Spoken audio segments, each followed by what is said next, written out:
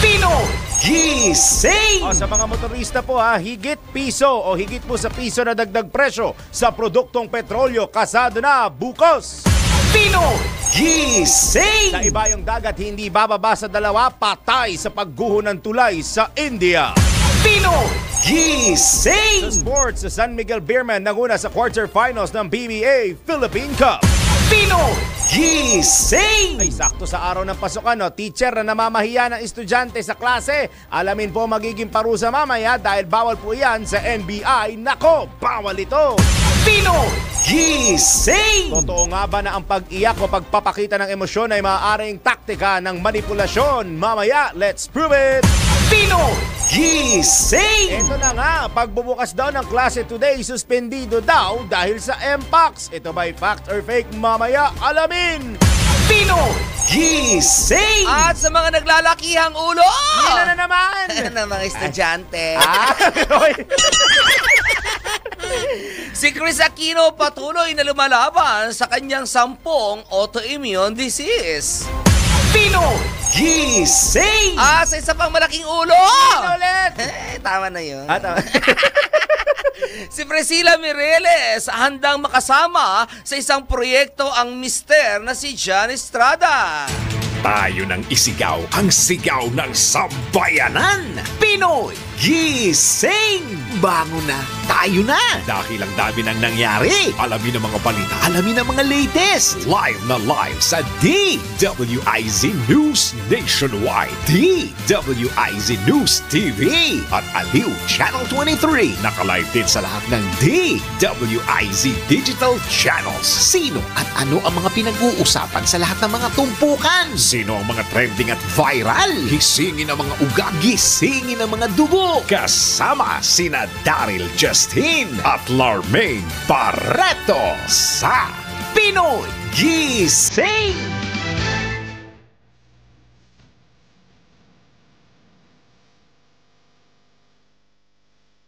Yan up! Harry Styles! Good morning! Yo! The title ng kantang ito, akala ko home radio. Sorry. Hindi pala. The title of the track, ang title po ng tugtog na ito ay As It Was. Ayan. It has, parang ano ba to? This was 2023, kung hindi ako nagkakamali.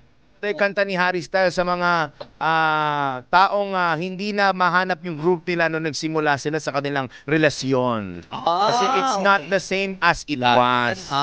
Akala ko patutugtuin mo ngayon Wake Me Up Before You Go. Kasi dapat nga yun. Pero gusto ko padugtugin nyo na nandito si Madam gaya ng hugot niya nung Friday. Doon sa mga hindi daw sumasagot sa tawag natin. Uy, nakakalungkot po yung sa giyera ng Iran tsaka ng Israel. Ang akala ko kaaway ng Israel ay Ukraine. Ay, Ukraine. Ay, ano pala? No. Hamas, yung sa Gaza Strip. Yung Israel-Hamas war. Hindi ko na alam kung ano nangyari doon, pero alam ko na parang nakipag-usap na si US President Trump para din doon, aside from doon sa giyera ng Ukraine at saka ng Russia. Kasi ito, may panibagong airstrike. Kanina nga actually, kausap ko si Madam. Akala ko kausap mo yung Hamas. Ay, huwag naman. Mahirap pag ang Hamas ang kausap kasi baka wala raw solusyon. Pero we will never know. Baka naman mamaya kasi war is always about vengeance, retaliation. Yes. Usually, may isa lang na nagsisimula niyan, ayan, maggagantihan na sila. Correct. Oo. At kung napapansin mo, dumadami ang ngayon ang mga nag-aaway ng mga bansa, ha? Oo. Diba? Dumadami. Yes. Oo. Aywan ko kung tapos na sa Lebanon. Sana tapos na, no? Parang hindi pa rin niya ata eh. Oo, diba? Tapos nadagdagan pa ng hindi ko alam kung ano problema ng Israel kasi nung una sila, naiintindihan ko na sila yung inatake last year. Ako din nagkakamali. Ngayon naman, sila naman yung nang-atake kung hindi ako nagkakamali sa Iran. Dahil sinasabi nilang may mga terorista daw na nag-threat sa kanilang country. Mas maganda kasi kausap nga si Madam kanina. Okay. Meron daw siyang kausap na kababayan natin na taga Jordan naman. Which is a few kilometers away from Israel. Ito yung mga bansa na itinuturing natin na pinagpala. Yes, oo. Diba? Israel, diba? Considering nandun ang Holy Land. Kaya nga, diba? Lahat ng mga turista, lalo na yung mga Katolik, kahit mga Christians, lahat sila pumupunta ng Israel, ng Jerusalem. Kasi gusto nga nila makavisit doon sa Holy Land dahil marami ng familiar places lalo na kay Jesucristo. Like yung birthplace nandun and things of that nature. Pero paano kayo makakapunta ngayon kung nagigera at nagbobombahan niya yung dalawang bansa? Ano sabi ni Madam? Sabi ni Madam, may kausap nga siya na taga Jordan, na kababayan natin. Okay. Eh, Hindi yan niya baka si Michael Jordan lang yan, ha? Ay, yun na. Hindi yan, ha? Baka mamaya, ang tanong ni Madam kay Jordan, baka mamaya hindi nga taga Jordan, si Michael Jordan na ready ka na ba mag-broadcast ulit ganon? Pero hindi daw, taga Jordan, na OFW. Okay. Parang gusto ata mag-share ng kanya mga nararanasan niya yun. Oo. Pero ang problema, tinitignan daw kasi may conflict daw sa schedule. Titignan ba kung either 4:30 o 5:30. Mamaya natin malaman kay Madam. Kinakausap niya daw para magbibigay doon ng update ika nga. Kung ano ng sitwasyon ng mga Pilipino doon. Kasi gaya nga ng isang headline natin, yung mga nasusugatan po dahil sa atake ng Israel ng mga Pinoy tumataas sa daragdagan daw po. Correct. Yun. So tayo, gagaling na natin sa araw ng linggo. Alam naman natin, ang araw ng linggo, importante sa mga Pilipino kasi araw ng pagdarasal, araw ng pagsisimba. Baka kailangan natin mas pag-igihan at mas pagdoblehin yung ating pagdadasal para sa kapayapaan. Yes. May tatanong ako dating kaibigan ko, anong wish mo pag birthday mo? Alam mo, araw-araw ang weird ng wish ko, pero sana talaga mangyari. Ano yun? World peace. Akala ko noong una nagbibiro siya, pero yung mukha na sinabi niya sa akin yan, ay, seryoso pala talaga siya. May mga tao nga talaga na yun ang hinahangad nila sa birthday nila. Correct. Meron na hindi lamang para kanya sa kanilang sarili, kundi para sa pangkalahatan. Yun naman ang hangarin para sa lahat, hindi lang naman sa isang bansa, kundi para sa lahat. Kasi, Diyos ko, alam mo, thankful nga tayo. For sure naman, di mo inabutan ng World War II, di ba? Oo. Parang, kasi lola ko nun naabutan World War II. So, wag na sana tayo umabot pa. Wag na sana natin abutan pa. Correct. Para naman sa atin yun, tsaka sa mga future generations natin. Correct. Uy, nakalimutan ko nung Friday. And kahapon, belated Happy Father's Day. Ay, thank you. Sa lahat ng mga ama po kahapon, belated Happy Father's Day po. Salamat po at kayo yung bumusog sa amin.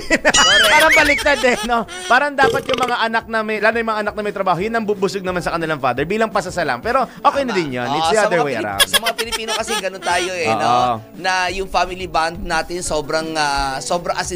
Yes, oo. Kaya ganon. So dapat hopefully na-enjoy ninyo ang inyong celebration lalo na sa mga chikiting kasi pasukan na today. Alam mo, na-expect ako pa rin ando pa rin ako sa nung nag-estudyante ako. Excited pa rin talaga ako kapag kapasukan. Lalo na sa first day? Yes. Oo, diba? Yung bago pa lang magpasukan, bago dumating yung first day ng pasukan, as in talagang yung halos gusto mo nang higaan yung mga notebook mo na mga bago. Diba? Yung tinatahi mo na yung notebook mo. Kasi ngayon, pwede nang hindi tahiin. Meron na bibili na tahiin na talaga Ako nga noon nung high school ako, parang a week before the classes start, pumupunta kami sa school talaga para malaman kung ano yung section namin at kung sino yung mga kaklase namin. Diba? Ngayon kasi mga kabataan parang majority ng mga kabataan ngayon hindi na excited sa pasukan. Sa totoo parang lang. ayaw na nila. Oo. Parang okay na sa kanila yung, may iba nga parang, kailan kaya mag-online classes ulit? Oo, yun. Correct. Sadly, epekto kasi ng pandemya. Tama. Kaya yung mga bata natuto mag-isolate. Pero let's make the most out of it. Tignan natin ba mamaya may update yung mga reports natin, mga reporters sa labas tungkol sa magaganap po na opening of classes ngayong araw ng mapagpalang Monday morning. June 16 na po ngayon, 2025 at salamat sa Diyos, hindi natuloy ang odd-even scheme. Yan. Kung natuloy, patay tayo. Sumasinyo na naman at sumaatin lahat ang Monday edition ng Pinoy Gising sa DWIZ Taliw Channel 23. Hahabol po si Madam. Pero sa ngalan po muna niya, kami po muna niyo kasama hanggang 5. Pero hanggang 6 ang program natin. Daryl Justin. Flying Anton. Pinoy Gising! 15 minutos na po makalipas ang alas 4 na morning. Uy, parin Daniel, welcome back din pala. Diretso na tayo sa detalye ng mga balita. Pinoy Gising! Handa na ang Department of Education sa pagbabalik ng humigit kumulang 27 milyong estudyante ngayong araw, Hunyo 16 para sa school year 2025-2026. Ayon kay DepEd Assistant Secretary Jocelyn Andaya, mas mataas ito kaysa sa bilang ng mga nag-enroll noong nakaraang taon. Nakatulong anya ang early registration ng education sector mula pa noong Enero upang mapaghandaan ang isang matiwasay na pagbubukas ng school year. Kaugnay nito, pinawi naman ni PNP Chief General Nicolas Torre III ang pangamba ng publiko hinggil sa kaligtasan ng mga estudyante ngayong pagbubukas ng panibagong taong panuruan. Pinoy Gising! Dire-diretso lang po tayo. Handa na ang National Capital Region Police Office o NCRPO para po sa pagbubukas ng school year 2025-2026 ngayong araw. Ito po ay ayon kay NCRPO spokesperson Major Hazel Asilo sa pareham ng DWIZ ay dahil agad tumugon si NCRPO Director Major General Anthony Abirin sa direktiba ni PNP Chief General Nicolas Torre III na tiyaking ligtas ang publiko ngayong pasukan. Alinsunod po sa direktiba ng aming Chief PNP, si Police General Nicolas Torre III na gawing swift at responsive po ang serbisyo ng pulisya. Agad pong ipinag-utos ng aming Regional Director, si Police Major General Anthony Abirin, ang pagpapatupad po ng isang comprehensive security and traffic plan para po sa pagbubukas ng klase. Kasama po dito yung mga hakbang na pagpapakalat ng pulis sa mga paaralan, transport terminals at matataong lugar. Ganun din po yung paglalagay po ng Police Assistance Desk, anti-criminality checkpoints, mobile at foot patrols upang masiguro po ang mabilisang pagtugon sa anumang insidente, lalong-lalo pang ngayong Lunes sa pagbubukas po ng klase. Bukod dito, tinukoy ni Major Asilo ang mga lugar na mas tututukan ng pulisya kasabay ng balik-eskwela. Yung po mga areas na malalapit po sa major roads, yung transport hubs at saka po yung mga malalaking eskwela. Ito po yung ating binibigyan ng prioridad at binigyan po natin na nag-set up po tayo dito ng mga police assistance desk para po mas madali po yung magiging action natin kung kailanganin po nila ng police assistance at kailangan po nila ng agarang aksyon. Kung halimbawa po man na meron po mga insidente na nangangailangan ng mga kapulisan. Yan po, napakinggan ninyo ang tinig ni National Capital Police Region Office o NCRPO spokesperson Major Hazel Asilo sa pareham ng DWIZ. Pinoy Gising! Kinumpirma ng Department of Trade and Industry o DTI na mas mababa pa ang presyo ng mga school supply sa Divisoria at Baclaran sa itinakda nilang price adjustment. Ayon kay Trade Industry Secretary Cristina Roque, pasok sa guidelines ng DTI ang presyo ng school supplies na ibinebenta sa mga pamilihang napuntahan ng kagawaran. Mas mainam anya na isama ang mga bata sa mga pamilihan upang makapili ng kanilang mga gamit. Dagdag pa ni Secretary Roque, kanilang minomonitor din ang presyo ng school supplies sa online para masuri kung may paglabag sa patakaran ng kagawaran. Dahil dito, hinimok ng DTI ang publiko na maging mapanuri sa mga bibilhing gamit at maaaring isumbong sa kanilang tanggapan kung may nakikitang paglabag. Pinoy Gising! 18 kalahating minuto na po makalipas ang alas 4 ng morning, umabot na sa 12 ang bilang ng mga overseas Filipino workers na sugatan sa isinagawang airstrike ng Iran sa Israel. Ito ay ayon mismo kay Philippine Ambassador to Israel na si Eileen Mendiola. Anya, mayroon ding 22 Pilipino, 22 na mga Filipino po na nawala ng tirahan matapos masira ang kanilang mga bahay bunsod ng pag-atake. Dagdag pa niya, personal niyang binabantayan ang kalagayan ng mga Pilipino roon habang nakikipag-ugnayan sa mga otoridad. Ayon sa datos ng gobyerno, nasa 30,000 Pilipino, 30,000 Filipinos ang namamalagi sa Israel at may humigit kumulang 1,000 naman sa Iran. Pinoy Gising! Sa iba pa natin mga balita o sa kagnay na balita pa rin, naka-heightened alert na ang Department of Migrant Workers o DMW sa gitna ng lumalalang sigolot sa pagitan po ng Israel at Iran. Sa gitna na rin ito ng patuloy na pagpapaigting ng DMW sa pagkilos, pag-rescue at paghahatid ng tulong sa mga kababayang apektado ng nasabing kaguluhan. Sa panayam ng DWIZ, pinahagi ni DMW USEC Attorney Bernard Olalia ang mga numerong maaaring tawagan ng mga kaanak at OFWs na nangangailangan ng agarang pagsaklolo at impormasyon. Meron po tayong pinalabas na hotline, yung 1348 na kung saan pwedeng sumawag po ang ating mga kamag-anak ng OFWs at kung ating mga OFWs nasa abroad, tawagan po nila +632-1348 para po humingi ng tulong at kami po sa DMW ay handa pong mag-rescue, tumulong sa lahat po ng nangangailangan. No? Napakinggan po ninyo ang tinig ni DMW Undersecretary Attorney Bernard Olalia sa pareham ng DWIZ.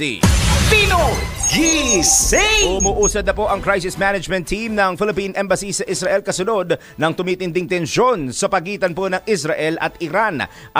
Layon po ng CMT na tutukan ang pagbabantay sa kapakanan at seguridad ng mga Pilipino sa Israel. Tiniyak naman ni Ambassador Eileen Mendiola ng Embahada ng Tel Aviv na nagpapatuloy na ang koordinasyon ng mga otoridad ng Israel at Pilipinas upang maiparating ang mahahalagang paalala at tulong para po sa ating mga kababayan. bayan. Hinimok din ng embahada mga Pinoy sa Israel na sumunod sa mga panuntunan ng Israel Defense Forces Home Front Command at sa mga abiso ng embahada na maging mapagmatyag at handa sa bawat oras.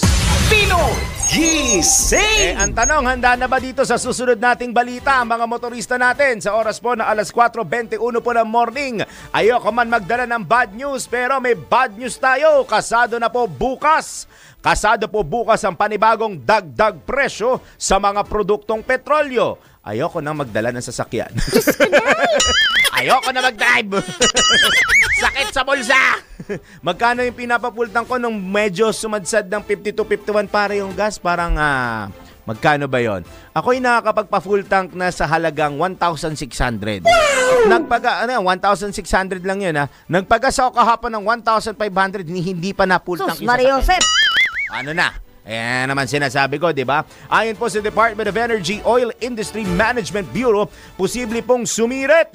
Sumirit mula piso at 70 sentimo hanggang piso at 70 sentimo ang presyo ng kada litro ng diesel at gasolina. Samantala, maaari naman magkaroon ng karagdagang piso at 40 sentimo hanggang piso at 60 sentimo sa presyo ng kada litro ng kerosene. Ulitin ko lang, 1 peso and 90 centavos ang pwedeng itaas. Maximum na yan mula 1 peso to 70 centavos at hanggang 1 peso at 90 centavos sa kada litro po ng diesel at gasolina, at pwedeng tumaas naman po ng 1 peso at 40 hanggang 1 peso at 60 centavos naman sa presyo po ng kerosene. Karaniwang inaanunsyo ng mga kumpanya ng langis ang opisyal na price adjustment tuwing Lunes at ipinatutupad po ito kasbu araw ng Martes.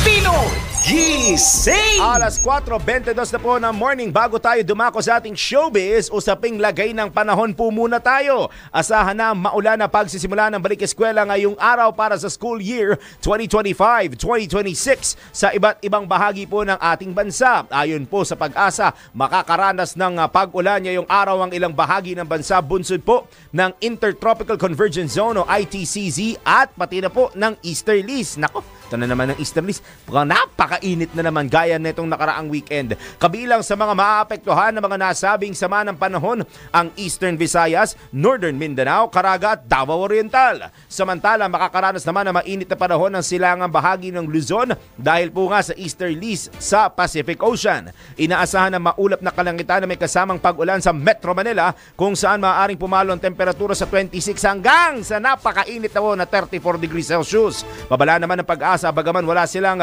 namomonitor na low pressure area sa loob at labas ng Philippine Area of Responsibility o PAR, maaari pa rin magkaroon ng mga pag-ulan sa iba't ibang bahagi ng bansa sa dakong hapon po gabi dulot ng isolated rain showers at thunderstorms.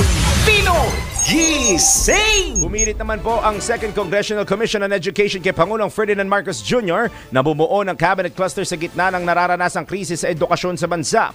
Ayon kina EDCOM2 Co-Chairman Senator Sherwin Gatchalian at Pasig City Representative Roman Romulo, nagpasa na sila ng resolusyon nitong Hunyo 11, huling araw po ng 19th Congress upang matugunan ang mga umiiral na issue ng functional illiteracy, kakulangan ng access sa kalidad na edukasyon sa murang edad at malalaking agwat sa pag-unlad ng mga guro sa natukoy ng komisyon sa kanila pong Year 1 at Year 2 reports. Sa pamamagitan ng cabinet level cluster, layo nito na lumikha ng 10 taong komprehensibong hakbang para mapalakas ang edukasyon sa bansa sa kabila ng job skills mismatch para sa mga senior high school at krisis sa pagkatuto. Suportado naman ni Senator Alan Peter Cayetano, Joel Villanueva at Loren Legarda ang bersyon ng resolusyon mula po sa Kongreso.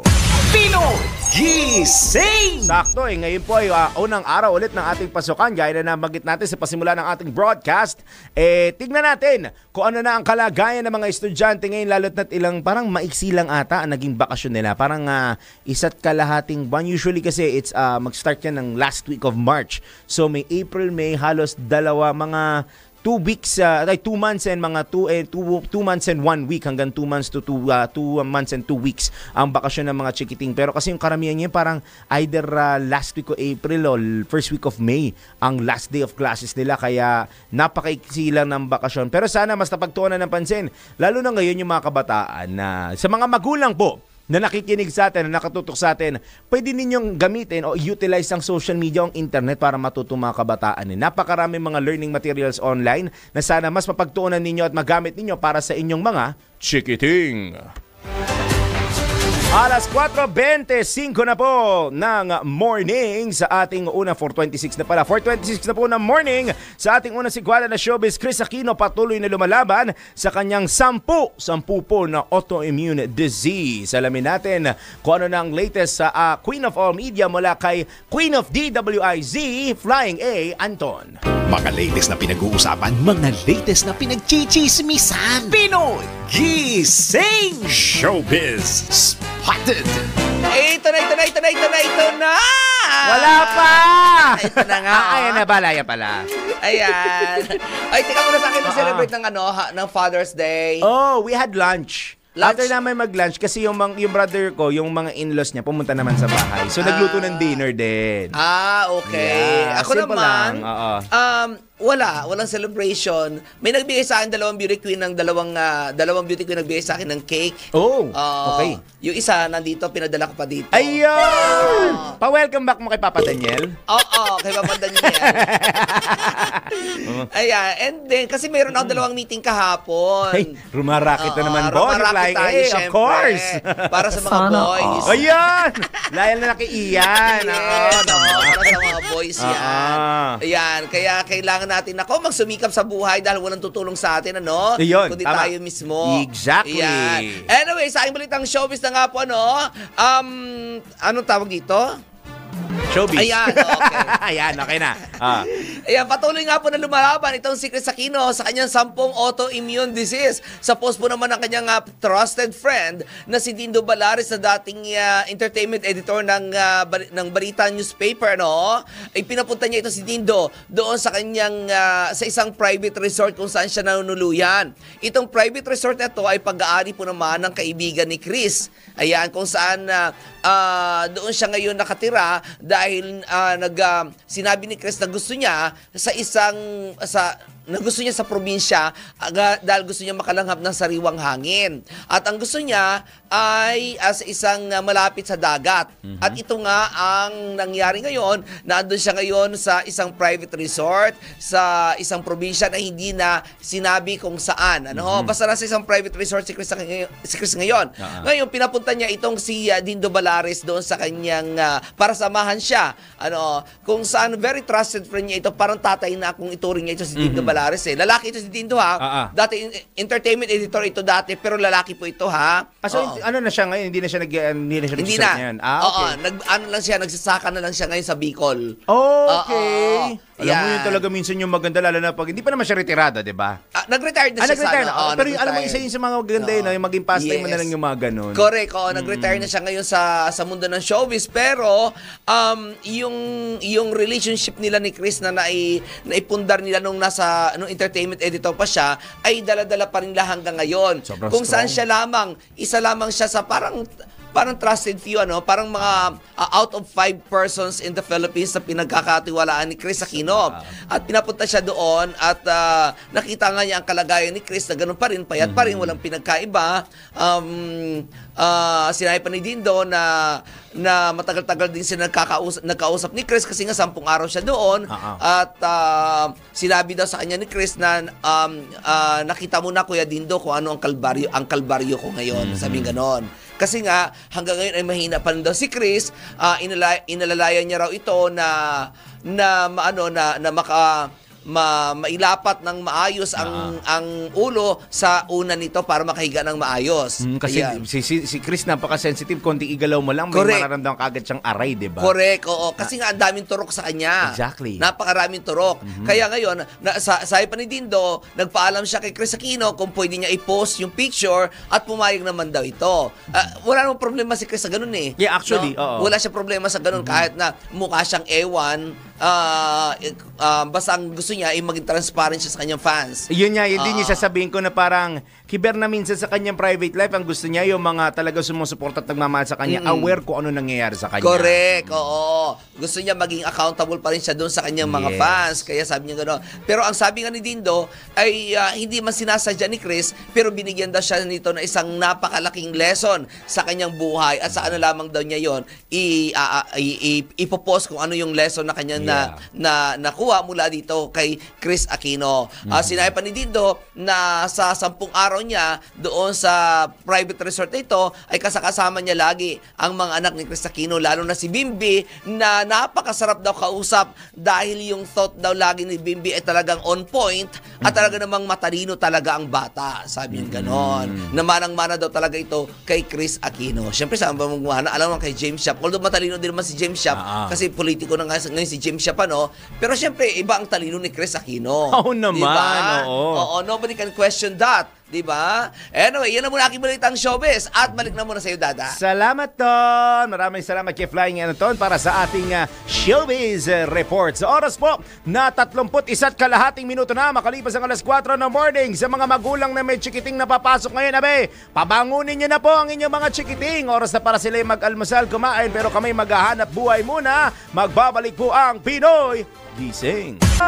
Yung mga chikiting ba ninyo, gumising na. Kung hindi pa, pabangunin nyo na po ang inyong mga bagets. 4:37 na po ng morning, 37 minutos makalipas ang alas 4 ng morning. Paalala lang namin na unang araw po ngayon ng pasukan ng mga bagets. Kaya doon sa mga magmamaneho, lalo na po sa labas ng kanilang mga, papunta sa kanilang mga eskwelahan, sa mga opisina, asahan nyo na po na bibigat ang daloy ng trapiko ngayong Monday, ha? Dahil po sa unang araw ng klase, lalo na yung mga malalaking mga private school dyan sa May San Juan, marami dyan sa May San Juan, may ilang mga magaganda, mga malalaking mga private school institutions po dyan. Kaya expect po ninyo na magsisimula po bumigat ang daloy ulit ng ating mga trapiko sa kakalsadahan dahil nga po sa unang araw po ng pasukan. Pero habang tinatawagan pa natin ating mga reporters, balik muna tayo sa nanggigising na detalye ng mga balita. Pinoy Gising! Eto nga, kasabay po ng inaasahang pagbabalik eskwela ng mga mahigit 27 milyong estudyante ngayong araw, aminado po ang Department of Education o DepEd na lumobo pa ang bilang ng kakulangan sa classroom sa bansa. Ayon po kay DepEd Secretary Sani Angara, pumalo na sa 160,000 ang kulang na classroom sa buong bansa ngayong taon. Sinabi ni Secretary Angara na posibleng sanhi ito ng kakulangan sa budget, mga kalamidad, nilulumang facilities at paglobo po ng populasyon. Binigyang diin ng kalihim na kung hindi dadagdagan ng pamahalaan ng pinupondo ang bilang ng mga classroom ay maaaring umabot pa sa mahigit 50 taon bago matugunan ang classroom shortage sa ating bansa. Gayunman, nakatutulong anya ang public-private partnership upang maresolba ang kakulangan sa silid-aralan sa pamamagitan ng loan agreement sa mga kontraktor. Sinabi naman po ni Secretary Angara na target nilang makapagpatayo ng karagdagang 100,000 classroom bago matapos ang termino ni Pangulong Ferdinand Marcos Jr. Pinoy Gising! Magsasagawa naman po ang Department of Health o DOH ng mga libreng check-up para sa mga estudyanteng unang beses na papasok sa paaralan sa pagsisimula ng klase today. Ayon kay Health Secretary Ted Herbosa, isasagawa ang mga check-up sa iba't ibang pampublikong paaralan kung saan kabilang sa mga tinitignan ay ang mata, tenga at nutrisyon ng mga estudyante. Samantalang nakatakdang simulan ng pagbabakuna sa mga estudyante sa Oktubre, kabilang ang bakuna laban po sa tetanus, diphtheria at human papilloma virus o HPV. Nakipag-ugnayan na rin ng kalihim kay Education Secretary Sani Angara upang matiyak na ang pagkaing ihahain ng mga paaralan ay masustansya at hindi mga processed food.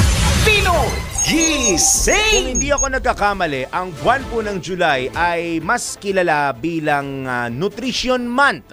Itinuturo pa naman ata sa mga paaralan ngayon yung Grow, Glow, tsaka Go. Ayan, Go, Grow, Glow. Yan yung mga pagkain na masusustansya na dapat na kinakain lalo na po ng mga chikiting. Kaya mas maganda sa mga magulang, sa mga guardians, yan po muna ang unahin ninyo, yan po muna ang ipakain ninyo sa inyong mga chikiting para naman sila ay manatiling malusog, masigla at healthy.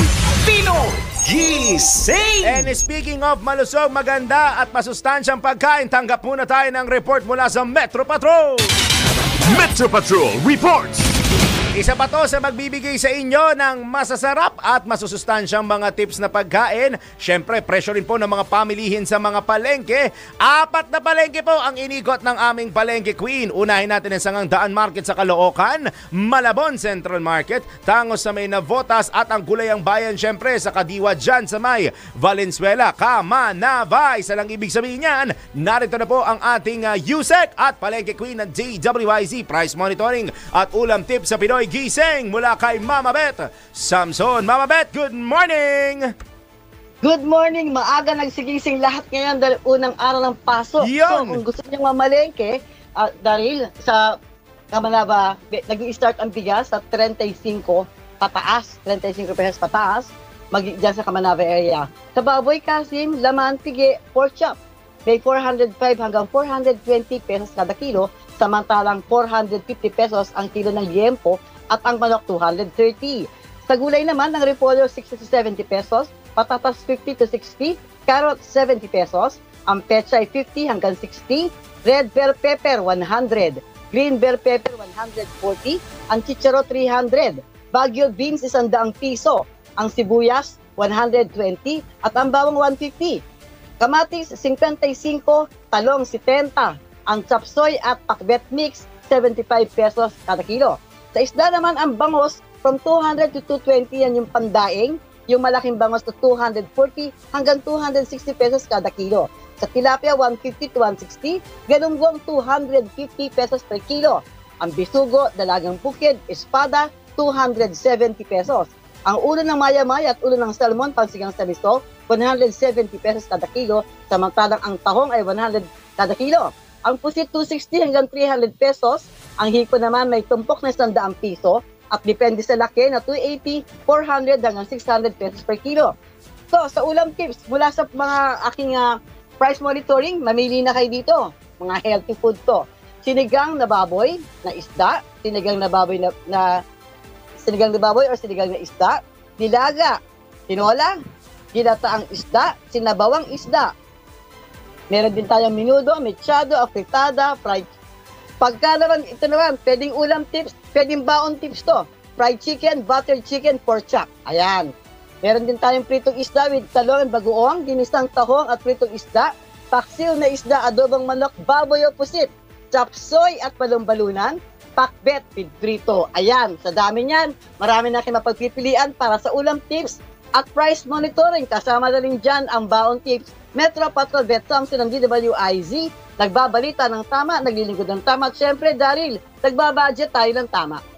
Pinoy Gising! Sa dami ng sinabi ni Mama Beth na ulam, hindi na kayo mawawalan pa ng pwede niyang ipaulam o ipabaon sa inyong mga chikiting, lalo na healthy. Maraming salamat ulit sa ating palengke queen at Yusek namin sa DWIZ, Mama Beth Samson!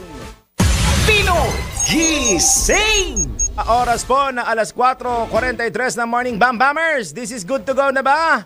Ready na ba to? Okay, sige. Ronda naman tayo sa probinsya. Ronda Probinsya. Matagumpayon, National Youth Day Cáceres, matagumpay na naidaos sa lungsod ng Naga. Maray na aga, Kuyang Melvin Machado, may number ka ba kung ilan ang mga kabataang dumagsa dyan sa inyo sa Naga?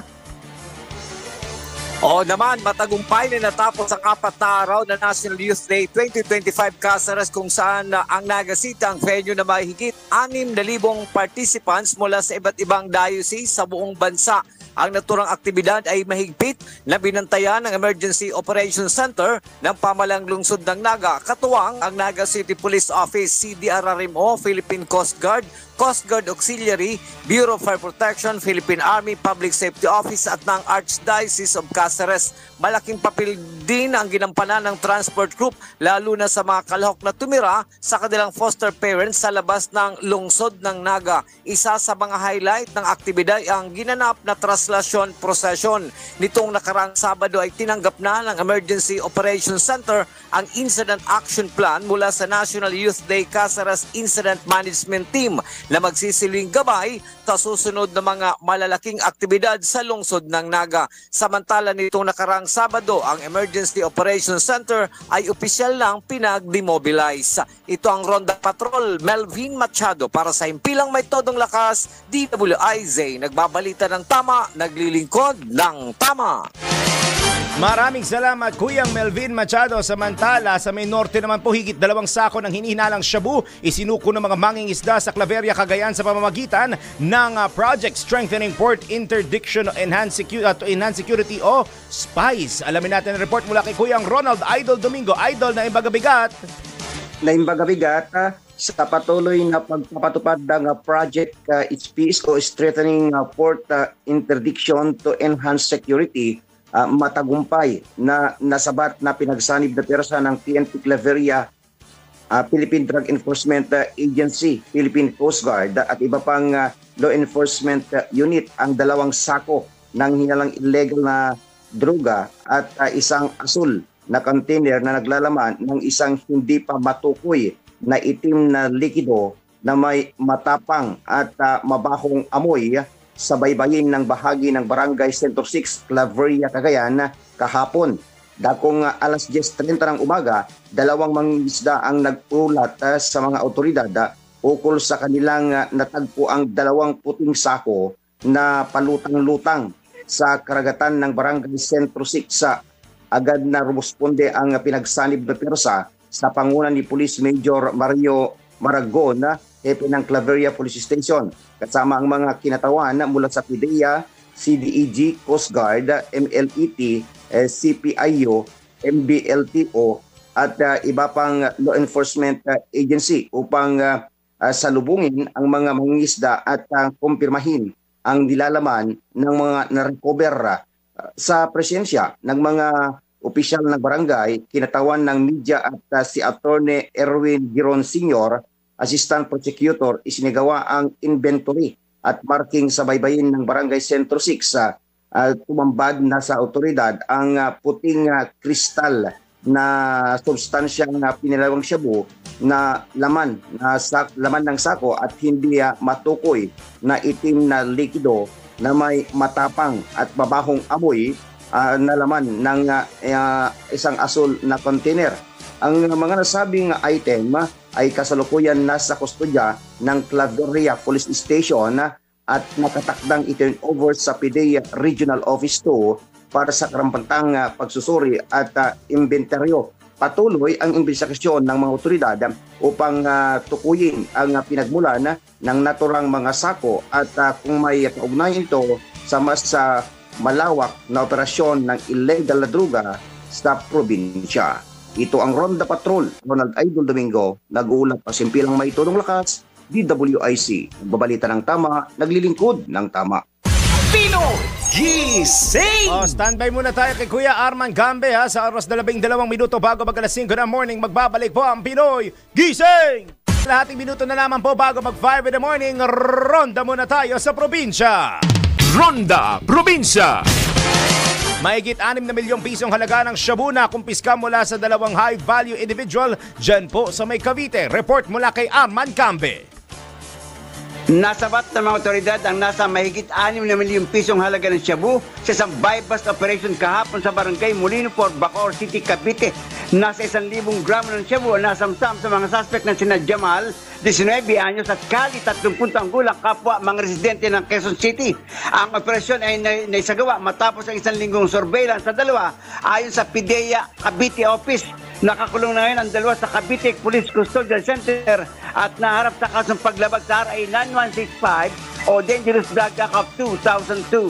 Arman kami mula Calabarzon, nagulat para sa pila may todong lakas. DWIC nagbabalita ng tama, naglilingkod ng tama. Pinoy Gising! Dahil unang araw po ng klase ngayon, ito ang ating NBI. Teacher na namamahiya ng estudyante sa klase o yung mga parents at guardians, bawal po iyan ha. Alamin po kung anong pwedeng gawin at magiging parusa dito sa NBI. Nako, bawal ito! Alamin kung bawal o hindi. Dahil kung di mo alam to, kaso ang kakaharapin mo sa NBI. Nako, bawal ito!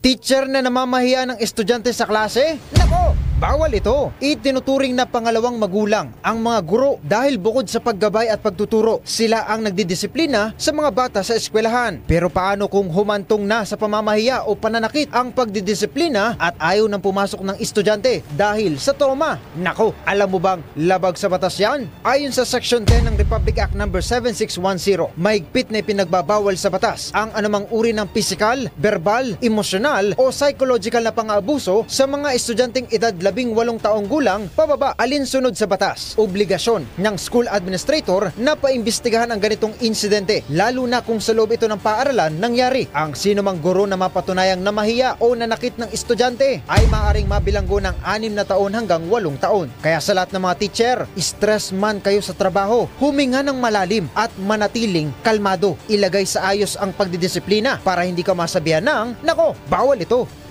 Pinoy Gising! At sa oras po na 4 na minuto bago mag-5 in the morning, Priscilla Mayreles handang makasama sa isang proyekto ang mister na si John Estrada. Ano kayang klaseng project yan? Alamin natin mula kay Flying A, Anton. Mga latest na pinag-uusapan, mga latest na pinagchichismisan. Pinoy Gising! Showbiz Spotted! Ito na! Andiyan na ba? Wala pa. Wala pa. Okay. Ito na nga, naku, nang babalik nga po sa kanya o binubuhay. Muling binubuhay ngayon nitong muling binuhay nitong si Priscilla Mayreles ang kanyang showbiz career nang pumirma ito ng kontrata sa Viva Artist Agency. Hindi to kay Priscilla, ngayon daw ang tamang pagkakataon para sa kanyang pagbabalik showbiz dahil nakaprepare na siya emotionally, physically at confident na rin siya sa wikang Pilipino. Yan, magaling na to eh. Fluent, medyo nandun na yung fluency niya. Wow, yes, that's good. Brazilian yata ito si hindi ko nagkakamali, Brazilian itong si Priscilla. Si Priscilla. Yep. Ayon dito kay Priscilla, wala rin magiging problema sa kanya kung magkakasama man sila ang dalawa ng kanyang hiniwalayang mister na si John Estrada sa isang proyekto. Ayon sa kanya, ipinaalam niya ito kay ipinaalam niya pero hindi siya humingi ng suggestion ng go signal kung tatanggapin ba niya o kung pipirma siya o kung magbabalik showbiz ba siya. Ayon sa kanya, ipinaalam niya ito for the sake of their child na si Anika. Ayan, of their daughter, sabi niya gano'n. Pero hindi ko hiningi ang kanyang opinion. Ipinaalam ko lang sa kanya na ako ay magsushowbiz muli. Ayun. Sabi niya gano'n. Ngayon, sabi niya gano'n, kung ano mang proyekto ang makasama ang pagsasamahan namin dalawa, ay maganda yung may sampalan na sasampalin ko siya. Sabi ko na eh. Sabi niya gano'n. At sasabihin na, how dare you? Sabi niya, sabi niya raw sasampalin. Na ikinatawa naman ng mga press na dumalo sa nasabing pagpirma nito ng kanyang kontrata. Ayan. Okay, sampalan talaga. Sampalan talagang umati ka mo ito.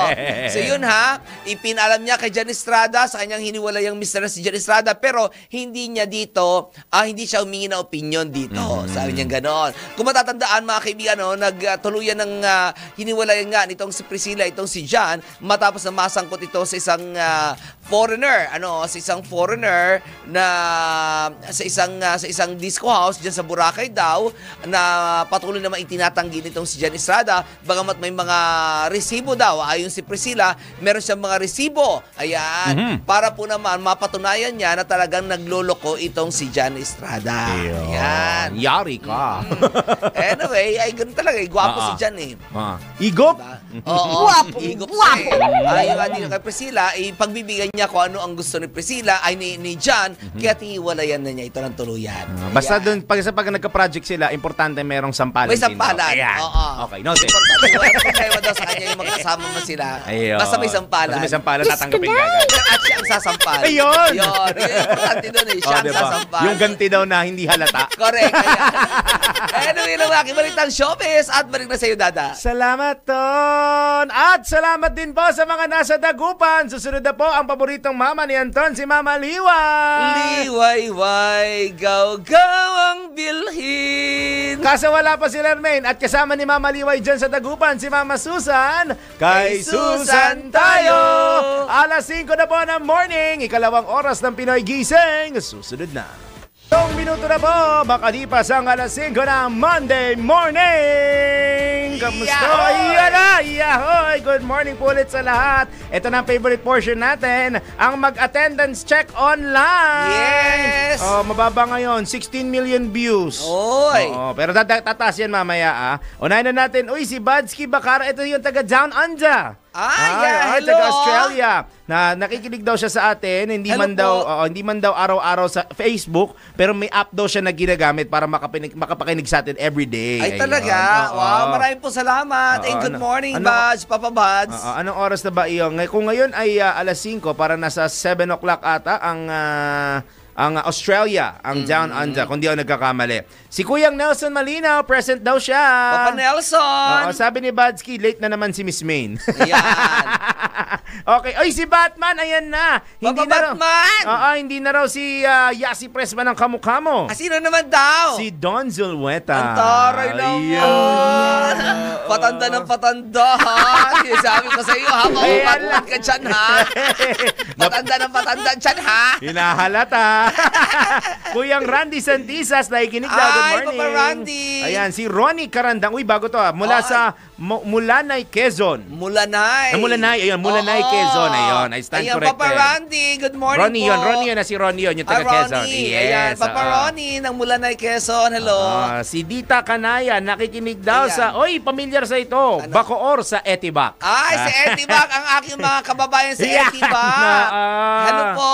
Mula sa United States of Etibac. Ayan, oo. At si Wenrose Naylin. Ayan, good morning da. Wenrose, iyan ba yung babae o lalaki? Wenrose Naylin, mukhang babae. Ayun, si Wenrose. Mama Wenrose, hi. Sa lahat po na nakikinig sa radyo, sa 882 Metro and Mega Manila at sa ginagawang radyo ang kanilang mga TV sa DWIZ News TV at Aliw Channel 23. Araw po ngayon ng Monday, June 16. Araw po ng pasukan ngayon, ha? Correct. Yung mga chikiting, gisingin nyo na sila. Baka malate sila dahil asahan po ang traffic. Yes. Sumasa inyo na naman, sumasa atin palagi at suma atin lahat. Ang ikalawang oras na po ng Pinoy Gising sa DWIZ at Aliw Channel 23. Tuloy-tuloy ang balitaan hanggang 6 in the morning. Sa ngalan pa rin po ni Maine Barreto, Daryl Justin. Flying ngayon, Ton. Pinoy Gising! Mga balitang gigising sa'yo sa Pinoy Gising Headlines. Narito na muli ang ulo ng mga balita ngayong Monday morning. Balik eskwela ng 27 milyong estudyante kasado na today. Pinoy Gising! Bilang po ng mga sugatang OFW matapos sa pag-atake ng Iran sa Israel, patuloy na nadaragdagan. Pinoy Gising! Abiso po sa mga motorista, dagdag presyo sa produktong petrolyo aarangkada na bukas. Pinoy Gising! Balita po sa ibayong dagat, hindi bababa sa 2 patay sa pagguho ng tulay sa India. Pinoy Gising! Amaya sa Sports, San Miguel Beerman nanguna sa quarterfinals ng PBA Philippine Cup. Pinoy Gising! Totoo nga ba na ang pag-iyak o pagpapakita ng emosyon ay maaaring taktika ng manipulasyon? Mamaya, let's prove it! Pinoy Gising! Pagbubukas ng klase ngayong araw, suspendido daw dahil sa MPOX. Nakoy, alamin natin mamaya kung ito ba ay fact or fake. Pinoy Gising! At sa mga naglalakihang ulo, ayan na siya! ng mga balitang showbiz. Ayan. Ay, ito mas malaki talaga to. Literal. Ano ba yan? Mas malaki talaga to. Ayan. Mas malaki ang laman ng bulsa nito kaysa sa atin. Exactly. Literal na lang. Ito na mga kaibigan, si Luis Manzano, inaming hindi nakatulog ng 2 gabi matapos matalo sa eleksyon. Pinoy Gising! Sa isa pang malaking ulo! Nino! Ay, Nang balitang showbiz, TikTok post ni Marian Rivera trending matapos magmura. Gisingin ang mga ugat, gisingin ang mga dugo. Kasama sina Daryl Justin at Larmaine Barreto sa Pinoy Gising!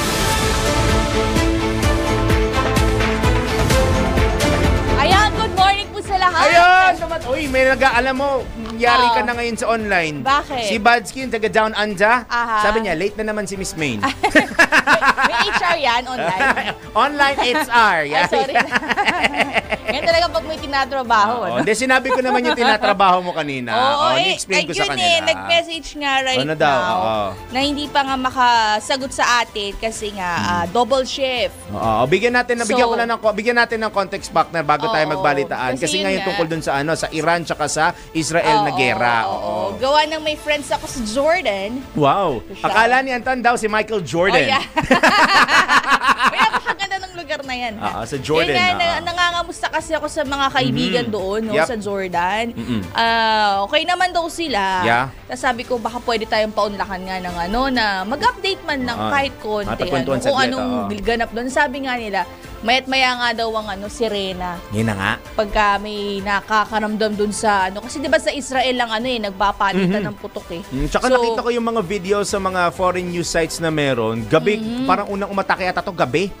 Hindi ko lang sure gabi So, ang inatake yung nuclear site nung Iran Tsaka kung gabi yan, 'di ba, mas lalong magliliwanag yan kasi yung ilaw mismo ng mga missile strike sa langit, talagang kitang-kita mo. At tsaka ang pinaka hindi maganda diyan, pag gabi mo ginawa, yung iba natutulog na, yung iba nagpapahinga. So parang taktika rin kasi yan ng mga nag-aaway na ganyan Oo, etong kausap ko sa siya, Aqaba sa Jordan. Okay. Yung mga taga-aman nahihiya kasi. Nahihiya yung mga sabi ko, okay. hoy, kailangan namin ng kubagay, nag-aalala kami dito sa Pilipinas. Syempre, kailangan namin kayong makamusta.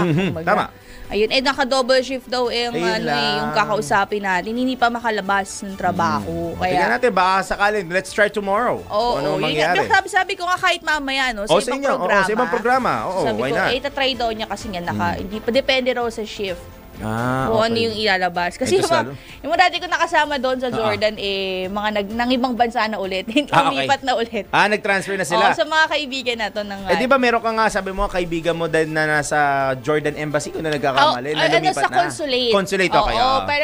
Parang nirefer naman niya ako sa Tel Aviv, sa Israel. Okay, so, waiting din ako sa sagot. Kasi mga syempre ibang numbers yun, medyo pricey. Exactly. Parang this is IDD.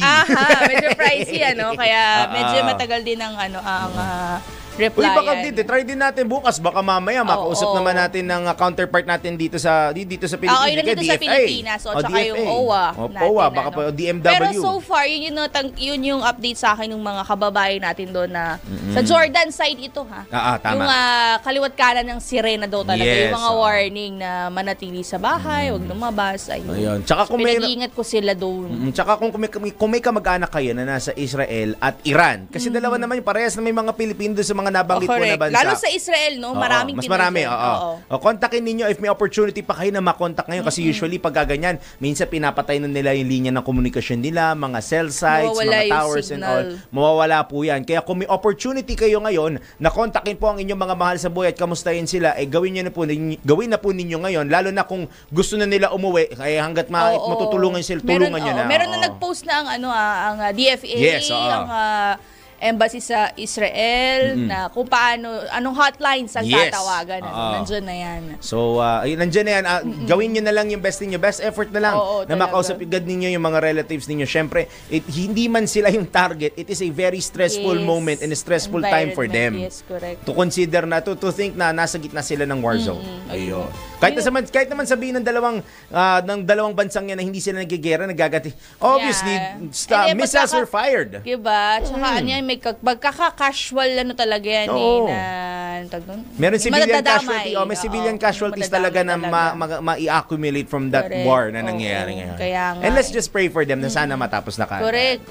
Na ma-resolve na ang issue. Kung ano mang issue nila. Parang, actually, gusto ko malaman issue ng Israel ngayon dyan Kasi di ba it was Israel Hamas back then. Ngayon naman it's Israel and Iran. Ang kasi nila, ang point of view nila, there's a nuclear power plant going on dun sa Iran. Okay. So they're thinking na it will be used against them later on. Di ba? Pero sana parang ang nila, prevention is better than cure. Kaso kasi, ang nakasalalay naman doon yung civilian casualties naman ng kabilang bansa. Tama. And also, they're civilians. There's side, kasi atake ang Iran. Naman. Knowing that they have those kinds of weapons. Of course. Diba? Yun na nga di ba ongoing na yung pagbubuo ng Pero kawawa nga yung mga madadamay. So, kamustahin nyo na lang yung mga kamag-anak ninyo, and if may opportunity na kailangan nila ng tulong at matutulungan ninyo, make the most out of it and naman. yes, pipilitin natin tong mga kausap natin na makaka-join sa atin. Hopefully, anytime within the day. Kung hindi man, kung free siya bukas, mas maganda. Kamusta dyan sa Jordan? Kasi sa Jordan, parang ang Jordan at Israel ay parang 3 to 4 hours Drive lang naman siya. Parang pumunta ka lang ng Manila at Dagupan. Gano'n, Oo, ganyan. Hindi ka Manila at Pampanga. Ilocos, siguro. Sagad mo na, Ilocos. Sige, sa Ilocos. Pwede rin. Pero ingat lahat doon. Make sure po ninyo na okay yung inyong mga kamag-anak, inyong mga mahal sa buhay. Lalo na, hindi lang naman sa Israel at Iran, maging sa iba't ibang bahagi ng bansa. Siguraduhin po ninyo na inyong mga kamag-anak ay safe and sound at malayo po sa panganib. Dahil yun naman, maghahanap buhay na nga lang sila, mapiperwisyo pa. Yun nga. Siya. Ingat! Ingat po, ingat sa oras na. Uy! 5:13 in the morning. At medyo marami na sasakyan na dahil ngayon po ay unang araw ng klase pala. Walang odd even. Thanks be to God. Yes, thank you Lord. Ligtas kami. Pero medyo marami na sasakyan dito. Buwaybay ako ng Shaw Boulevard. Kung saan nagpaskil na ang MMDA na may no contact apprehension na po. Baka kasi, gaya ng utol ko tsaka yung utol ko tsaka yung father ko, nagulit sila, ay, may NCAP na dito sa Shaw. Sinama sila. Sinama sila ng MMDA sa contact. Kasama na po Kaya yung mga hindi nagbibigay ng kalye dyan, lalo na yung mga may paumang na nasasakyan tapos sisingit pa kayo. Pamilyar sa'yo, di ba? Oh. Ingat po sa pagbiyahe ngayon. Mamaya siguro mag-traffic update tayo mamaya. Ito.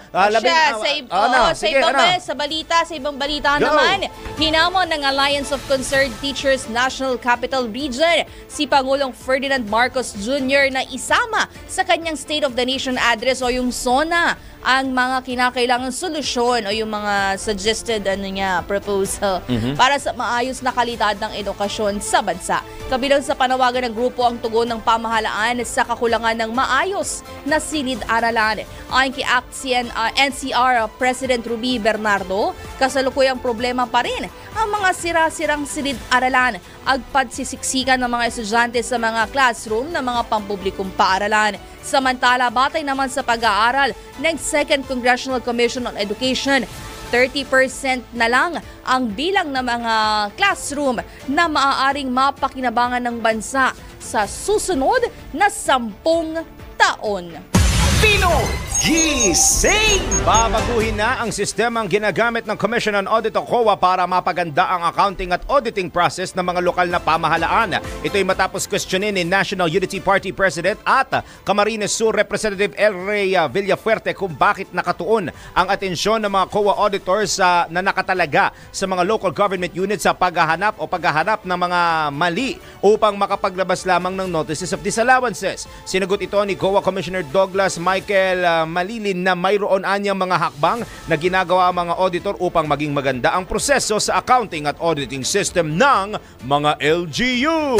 Pinoy Gising! Pinalawig ang pagpapatawad. Oy, sorry. Pinalawag hanggang ngayong araw ng Bureau of Internal Revenue o BIR ang paghahain ng aplikasyon sa Estate Tax Amnesty Program o may amnestiya. Ayon kay Revenue Commissioner Romeo Lumagi Jr., kabilang sa sakop ng alok ng amnestiya ay mga property ng mga yumao bago o noong May 31, 2022 na hindi pa nababayaran ng buwis. Inanunsyo rin ito ang iba pang mga payment facility para sa mga nais pang humabol at mag-avail nga ng programa. Kabilang na rito ang pagbabayad sa pamamagitan ng over-the-counter sa kanilang mga authorized agent banks at pagbabayad sa pamamagitan ng BIR-approved electronic payment gateways at iba pang options katulad ng pagtungo sa mga revenue district offices o revenue collection officers. Pinoy Gising! 17 minuto na po, 17 minutes makalipas ang alas 5 na morning! Yahoy! Speaking of pagpapalawig sa mga nagbabalak pumunta ng Taiwan, grab the opportunity na! Palalawigin pa po ng Taiwan ang visa-free entry program para sa mga Philippine passport holders hanggang sa susunod na taon. Opisyal itong inanunsyo ni Taiwanese Minister of Foreign Affairs Lin Xiaolong sa Philippine Independence Day event na ginanap sa Manila Economic and Cultural Office sa Taipei. Magugunitang nakatakda ng mag-expire ang kasalukuyang visa-free program ng Taiwan sa katapusan ng Hulyo ngayong taon. Sa ilalim na naturang visa-free privilege policy, ang mga Pilipinong may 14 days trip duration sa bansa ay magkakaroon po ng visa exemption. Kaugnay nito, umaasa naman si Taiwanese Minister Lin na darating ang panahon na makakapaglakbay rin ng mga Taiwanese sa Pilipinas ng walang visa. Pinoy Gising! Lipad na. Wow! Endorser yan. Lipad na. O, di ba sayang naman? Oo. Ibawas din sa gastusin ng visa. Ngayon alam ko na bakit para lumipad si Minute doon. Ano, di ba? Visa Now free. I know. Visa free. It's visa free. Ayan. Samantala, uumpisahan na sa Miyerkules, Hunyo 18 ang libreng roll-on, roll-off trip. Hindi po deodorant. Yan, tama, ha? Pero mag-deodorant kayo, ha? Roro to. Tama, Roro ito. No? Roro yan yung Roro. Sa rutang Tacloban, Samar. Para sa mga kargamentong may dalang mahahalaga at madaling masirang produkto. Tugon ito sa limitasyon sa bigat ng sasakyan na maaaring dumaan sa San Juanico Bridge. Ayon kay Office of Civil Defense Eastern Visayas Regional Director, Lord Byron Torrecarion, layo nito na matiyakan tuloy-tuloy na supply ng pagkain at iba pang pangunahing pangangailangan sa mga lalawigan ng Leyte at Samar. Kayang magsakay ng hanggang 30 truck kada biyahe ang bawat Roro vessel sa pagtawid ng San Juanico Street. Ngunit may tig-isang rampa lamang ang dalawang pantalan. Kabilang sa mga prioridad na produkto ang mga sariwa at frozen na pagkain, prutas at gulay, karne at manok, bigas, langis at iba pang mahahalagang supply. Sakali mang makumpleto ang pagsasaayos o pagpapahusay ay posible itong mag-operate 24 oras at makapagdagdag ng 6 pang biyahe kada araw. Pinoy Gising! Selyado na pagbili ng Department of National Defense. Selyado na po ang pagbili ng Department of National Defense ng 12 FA-50 Block 70 Light Combat Aircraft sa Korea Aerospace Industries Limited. Ito ay matapos lagdaan ng DND at KAI ang isang kontrata na nagkakahalaga ng $700 million. Kabilang sa package o sa pakete na bibilhin ng Pilipinas ay ang mission equipment, integrated logistics support at training and logistics information system. Tampok sa Korea-made combat jet ang latest evolution ng FA-50 platform, advanced avionics, advanced avionics, modern radar systems at extended operational range. Naniniwala ang DND na mahalaga para sa air defense capabilities ng bansa ang pagbili ng mga bagong combat aircraft. Pinoy Gising! May pangako ang Department of Interior and Local Government o DILG sa kanilang sasagutin ang gagastusin sa pagbili ng patrol vehicle ng PNP. Ito'y ayon kay DILG Secretary John Vic Remulla ay bilang pagsuporta ng ahensya sa iniimplementang 5-minute response time. Strategy po yan ni PNP Chief General Nicolas Torre III. Kasabay nito sinabi ni Secretary Remulla na handa na rin ng lahat ng Police Regional Office Directors sa pagpapatupad sa nasabing estratehiya. Patuloy na rin anya ang regular training ng mga police tulad ng simulation, communication at capability exercises. Dagdag pa ng kalihim, nagsimula na rin ng 8 oras kada araw na shift ng mga police para masiguro na lagi silang handa sa anumang operasyon. Tinanggal na rin anya ng pambansang pulisya ang mga police community precinct, substation at police boxes na hindi na kailangan para makita sa mga lansangan ang puwersa ng pulisya. Pinoy Gising! Saan sila pupunta? Ha? Saan sila pupunta? Di ko alam. Kung saan nila siguro trip. Tinanggal na daw Tinanggal ng na. PNP. Actually, parang for me, yung naglalakad ako, may nakikita akong police, presinto, police box. Tama. Parang ikaw, okay You'll feel ka safe naman, diba? kasi makikita mo yung mga, parang mga outpost. Sorry, hindi ko alam yung point, yung reason behind the removal of this Ay kasi boxes. baka tinetenggahan lang daw talaga. Hindi naman. Yung hindi naman, oo nga naman. Hindi naman sila doon. Oo, may iba nga dyan. Kumbaga yun, actually, isa nga yan sa, mabilis na response time kasi nandun na right then and there. Tsaka kung maglalagay kayo, siguro doon ninyo may tatao dyan 24/7, ha? Yun siguro kasi nakikita problema, baka nire-report kasi sa kanila na walang tumatao. Kung wala naman tumatao, baka nagro-ronda. Tanggalin mo na nga. Tanggalin mo na. Kung wala talagang tao, kung tipong lalapit ka, either magtatanong ka lang, o feeling mo may kakaiba kang nakita, mamang po, Nasa po ka pa lang, ay, baka iba yung po na masabi mo kasi wala yung pulis doon. Anak ka ng... Wala. Basta, imbisa, mamang po. Yung po, pagtingin mo, walang tao dun sa box, baka iba yung po na masabi mo. Wag ganon. Pero kung wala... Let's try. Kung ano man yung mga... Let's give this... mga trip. Hindi, kung ano man yung mga plano. Oo. Neto ni General Torre. Yes. Baka naman kakaiba yung plano niya. General, gusto ko namin ma-interview. Pero actually, na-implement naman na down niya yan before sa QCPD. So let's see kung it would be nationwide, effective nationwide. Go, sir. Uy, di ba sinabi natin, araw ng pasukan today? Yeah. May post daw kasi na yung pagbubukas ng klase today, suspendido daw dahil sa MPAX. Talaga ba? Oo. Parang alam ko yan. Sige, tignan natin kung ito ba ay fact or fake. Alamin sa report na ito. Ilang lalawigan ang nagre-report pa rin ang kani-kanilang kaso ng MPOX. May ilan na rin ang nagpapatupad ng mandatory wearing of face mask at paulit-ulit na nagpapaalalang dumistansya muna.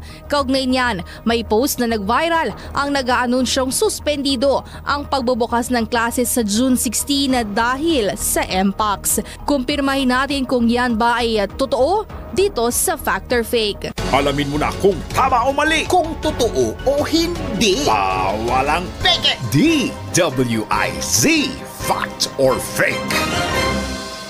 Sa kumalat na post, may logo ng Presidential Communications Office o PCO at bagong Pilipinas logo, pati na rin ang text na walang pasok sa June 16 na dahil sa Mpox virus. Agad itong nakakuha ng halos 1,000 share. Kaya naman, naglabas ng advisory ang Department of Education na nagsasabing ito ay fake. Sa advisory post ng DepEd, pinasisinungalingan nila ang naturang post at nagpaalalang maging mapanuri laban sa fake news. Para sa mga announcement patungkol sa basic education, pumunta lamang sa official social media pages ng DepEd tulad ng Department of Education.ph sa Facebook. Para sa Fact or Fake, Maine Barreto nagbabalita ng tama, naglilingkod ng tama. Huwag magpapaloko, huwag magpapagancho, huwag magpapaskam. Bawal! Bawal ang peke. DWIZ, Fact or Fake. Pinoy Gising! May pasok ka! Walang bagyo, may pasok. Wala. Merong magsakit pero may pasok ha. Walang katotohanan yung post na iyon ha. Oo, baka kasi mamaya siguruin na, yung may check, alam ko may check icon ng Department of Education. DepEd. You can check there. Tsaka ready na nga sila with the Brigada Eskwela they did last week. Handang-handa na po sila. Yes. Anyway, o siya, partner. O siya, balita naman tayo sa showbiz. Luis Manzano, inaming hindi nakatulog, sleepless nights for 2 nights matapos matalo sa eleksyon. Baka naisip niya yung gastos. Tama. Joke lang. Alam natin ang detalye, wala kay Anton. Mga latest na pinag-uusapan, mga latest na pinagchichismisan. Pinoy Gising! Showbiz Spotted! Ito na! Wait lang, makikirama yung kay Luis Manzano. So sad. Asa na nga? Napakalungkot. Pero ganun talaga ang buhay, no? Yes, hindi laging panalo tayo sa buhay. And the mere fact na ikaw ay natalo, it gives you a very good lesson. Yep. Diba? Huwag na ulit tumakbo. Ang sabi nga niya, delayed is not denied. Oo naman. Ano yan? Alam ko na yung team It's song always niya. God's plan. Alam ko na team song ni Luis Manzano. Rain, go away. Yeah. I'll run again another day. Di ba yan din sinabi ni Catriona Gray? Yeah, you are not denied, only redirected. Yeah. Diba? Detour lang yan.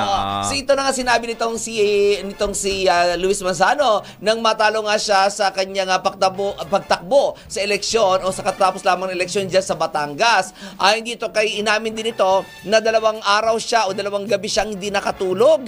Sabi niya gano'n. Not because natalo daw siya, kundi dahil sa alam niya na makakatulong sana siya sa Batangas. Ching! Kaching. Oo. Pag hindi ka nakatulog, natalo ka na. Aminin mo na yun, ano. Oo. Aminin mo na yun. Hindi mo kailangang itanggi yun. Hindi ka nakatulog because natalo ka talaga. Oo, ganun yun eh. Kasi, di ba? Hindi kasi, ano naman, pwede ka naman tumulo kahit wala kang government, ano. Oo, correct. Katulad ginagawa ko. Tama. I've been helping as a community in Cavite since 2016 pa. Kaya butas lagi ang bulsa ko. Uy, magsasampung taon mo na pala ginagawa.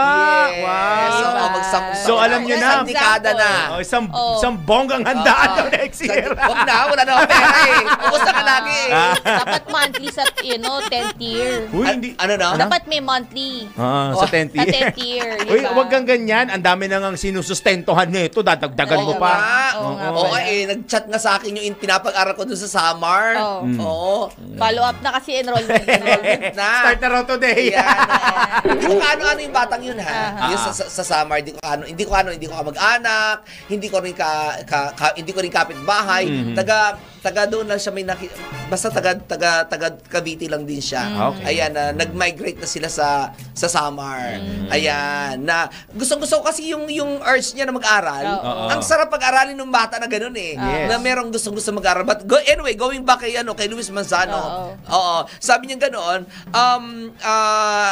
marami siyang gustong itulong sa Batangas. Kaya siya tumakbo kasi marami naghikayat sa kanya na tumakbo dahil marami daw siya magagawa. Of course, Luis Manzano marami talaga. In fairness kay Luis talagang matulungin talaga tong taong ito, no? Dahil nga dito, mula nung matalo siya, 2 gabi nga siya hindi nakatulog. Pero inaamin niya na hindi dahil sa natalo siya, kundi sa doon sa isipin na marami sana siya magagawa pa doon sa kanyang bayan sa Batangas. Pero, blessing in disguise na rin daw. Sabi niya gano'n, paano naging blessing in disguise, no? Nananalo yung kanyang ina. Di ba parang blessing in disguise? Parang mali. Mali yung pagkakagamit ng word na blessing in disguise. Parang iba yung context na gusto niya ata sabihin. Hindi dapat yun yung word. Oo. Kasi yun ang sinabi ng kanyang asawa na blessing in disguise na lalo yung kanyang kanyang ina na si Vilma Santos. Parang mali yung word na blessing in disguise, no? But anyway, yun ang sinasabi na blessing in disguise daw nanalo si Vilma Santos bilang governor ng Batangas. Kami ganon. So, siguro, blessing in disguise para kay Governor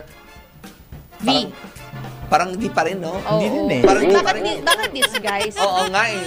Parang blessing lang. That's it, blessing. period. Oo, correct. Kasi feeling ko, magiging blessing in disguise yan kung hindi nila ina-expect na mananalo sila. Oo, parang ganon. Ba't ka naman tatakbo kung hindi ka mag-expect na manalo? Oo, first and foremost, that's the point. First and foremost. Diba? Kaya hindi ka naniniwala sa mga pageant, sinasabi na camaraderie lang. Hero, camaraderie lang parang gusto mo, di sana nag-sorority ka na lang. Di ba? Camaraderie. Yun ang tunay na camaraderie sa mga sorority. Walang iwanan yun, di ba? Ay, ito ang pagkata sa pageant, ilan lang makikilala mo dyan, ilan lang makakasama mo dyan ng matagal-tagal, siguro, di ba? Mga 2-3 lang yan eh. The rest, magkakanya-kanya na yan kasi may mga interest ang mga yan. Kaya naiinis ako doon sa mga pageant na yan. Relax. Easy. Pero ito na nga, ayon dito kaya, nung tanongin itong si Luis Manzano, kung siya ba ay nagbabalak pang tumakbo muli sa susunod na eleksyon.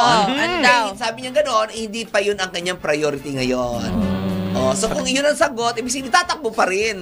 Di ba? Kasi kung ayaw sumagot, kung ayaw na tumakbo sabihin, ay hindi na. Pero dahil sagot niya na hindi pa yun ang kanyang priority at di pa niya iniisip yung naturang bagay. So ibig sabihin tatakbo po yan. Hindi categorical lang no niya eh. Not now. It's not now. Hindi niya lang alam, hindi niya lang sure kung tatakbo siya sa susunod na eleksyon o sa mga susunod na eleksyon. Yun. Okay, so yun naman aking balitang showbiz at balik naman na sa inyo dalawa. Salamat. Bumati na ba kayo ng oo. May pahabol siguro. Ayun si Joel Guiducos. Ayun, no? Sino Papa yan? Joel! Sabi niya, hi Ma'am Ivana. Ay! Sino yun? Ikaw yun. Ako yun! Mali yung comment niya. Mali ba? Mali. Si Madam hindi mo Ivana, no? Marisa Sanchez yan. Akala ko ba yung Carla Estrada? Minsan Marisa Sanchez. Isa lang ang built nun eh. Bago ko makalimot, baka mawalan tayo ng oras, nakalimutan kong batiin si News Director kahapon. Ay, oo nga, kanyang birthday! ng kumare mong si Judith Estrada Larino. Yung mahal ka. Talaga ba? Birthday ni Juday. Juday. Nag-birthday ka pala. Sana alam mo sana pangarap ko talaga. Ako ang wish ko talaga para kay Juday. Isa itong wish mula sa isang tunay na kaibigan ha. Ayan na, nagsalita na naman siya. From a true friend. Na sana sa tuwing magbe-birthday siya, nagkakaroon ng pagbabago ang kanyang itsura. Bakit naman? Sana gumaganda siya lalo. Lalo. Lalo. Ibig sabihin maganda na siya. Ay, hindi ko sinabing maganda siya. Hindi mo sinabi. Pero hindi ko rin sinabing pangit siya. Pero maganda siya dati. Yun nga. Hindi namin sinasabi ko ha. Doon ako pa rin doon sa state week na yun. Maganda siya dati. Birthday niya, Uy, birthday niya, pagbigyan mo na. Tapos na, sorry. Yan lang. At kahit mag-birthday siya, ganun pa rin gagawin ko sa kanya kasi hindi naman siya pakain. Ayun lang. Kung may pakain mamaya. Siyempre, kaibigan ko. Sasabihin mo na rin maganda? Ay, pag-isipan ko mabuti yan. Patay tayo siya. Pag-isipan ko mabuti yan. Ma'am Juday, belated happy birthday. Kasi maging plastic sa sarili ko ha. Ayan. Naway magkapera tayo ng marami. Yan! Yeah. Siya. Kakain mo na daw ng pansya. Hindi pala. Magta-time check pa na tayo. Philippine Standard Time. Hoy! Pinoy! Gising na! Ay! Chikitings! 5:34 na po ng morning! Gigising na, magbabalik po ang... Humikap na naman siya! Magbabalik po ang Pinoy Gising! Makalipas ang alas 5 na morning! Yahoy! Tanggap na tayo paring Mener na mga report! Bureau of Immigration Commissioner handang makipagtulungan sa isasagawang investigasyon ng Senado sa umunoy katiwalian sa BI. Report mula kay Patrol 5, Aya Yupanco. Handang makipagtulungan si Bureau of Immigration o BI Commissioner Joel Anthony Biado sa gagawing investigasyon ng Senado hinggil sa umunoy katiwalian sa Bureau of Immigration. Ayon kay Biado, naniniwala siyang ang mga isasagawang pagdinig ng Senado ay makakatulong sa pagtuklas sa anyay undesirable elements sa kanilang tanggapan. Ginawa ng BI Commissioner ang pahayag kasunod ng anunsyo ni Senador Sherwin Gatchalian na magsasagawa ng investigasyon ang Senado kaugnay ng lumutang na white paper. Pinaniniwala ang nagmula ito sa concern BI employees na nagdidiin kay Biado sa corruption dahil sa umano'y paggawa nito ng favorable actions sa mga individual na sangkot sa Pogo. Ito Patrol number 5. Ay, pa ko para siyang pinamata ng lakas. DWIC. Nababalita ng tama, naglilingkod ng tama. Kapag may bagong balita, naka-on air, agad-agad, DWIC Patrol Report. Samantala, dako naman tayo kay Mama Bet. Nagbebenta ng iligal na baril timbog sa Navotas Buy-Bust Operation. Alamin natin ang detalye niya mula kay Mama Bet Samson.